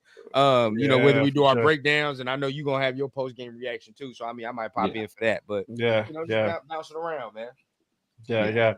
What about you, Mike? You have anything lined up for this weekend or Monday? Yeah. So Monday, probably an hour or so before game time, maybe 2 hours. We haven't confirmed the time yet. I'll make sure to make an announcement. But me and my BTV co-host Raider Trey will be doing a pregame, like quick little keys to victory. Hopefully, we have an idea now who's going to be activated, who's inactive for the game, and we give our final thoughts before we go in the kickoff. And of course, you already know BTB every Wednesday, 7 p.m. Pacific time, and then Blunts and Breakdowns. We're gonna have the post game show Tuesday morning or Tuesday noonish. I'm not sure exactly that time frame, and then every Friday 6 p.m. Make sure y'all tap in. If y'all enjoy what you're hearing, obviously shout out my guys. Make sure you leave a thumbs up for them. Make sure to subscribe to them, and if you like what you're hearing from me so far, if you're new to my content, tap in with me, bro. Follow me on Instagram, Mikeaveli24 on both IG and Twitter. Shit, same thing on Twitter too. YouTube. Make sure you subscribe to me on YouTube too, Mikeaveli24. You're gonna see great lives. Every once in a while, some highlights. If somebody goes crazy, has a breakout game or something, you might even see some edits. You never know. Yeah. For and we sure. got the link in the chat. I know Jay just put the link in the chat right now. Dixon, Yeah. this sounds like an East Coast opinion. All right, only East Coasters say that. Yeah. I'm not gonna lie to you though. I'm kind of in the same boat. I don't know how I feel about a 7 p.m. game, bro. Like, I think it benefits I'm on the opposite us. side of 30 now, so it's a little tough. Now. I ain't tripping. I know. I'm might just have to find a way to get a little pregame nap in there. I need a nap before that. But for me, it's gonna benefit me more than 100% because y'all already know what time it is. All right. So for me, normally I do Raiders Unfiltered on Monday afternoons at 5 p.m. There will be no Raiders Unfiltered this Monday because I will be in Vegas holding down with the nation. You already know what time it is. We're going to black that motherfucker out. We're coming in strong, baby. We're going to get the dub.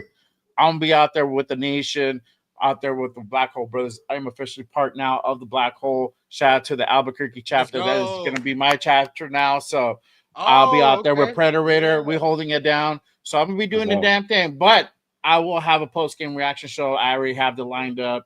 Make sure you guys tap in. It will be 1 hour after the game is over. I have to kind of get into like a nice quiet place. I'm going to do it from the phone. It ain't going to be the best, but it's going to be live and direct from Las Vegas. So make sure you guys go ahead and tap into that rundown. If you want to be a part of that, let me know, brother. I already got the link set up. Yeah, you can just hop on in there.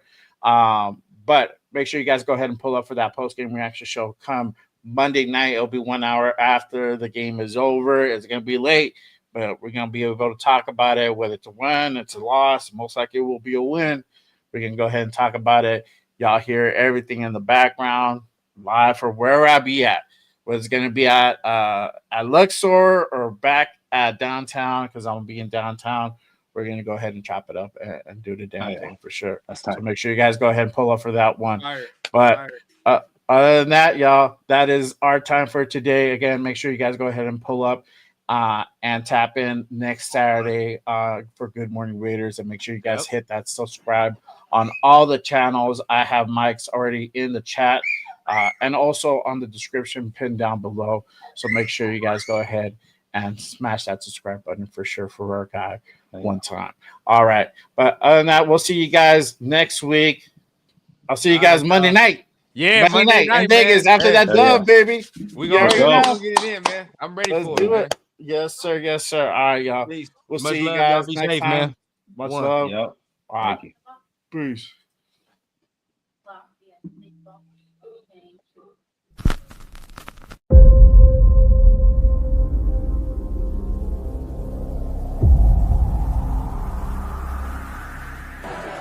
Mm-hmm.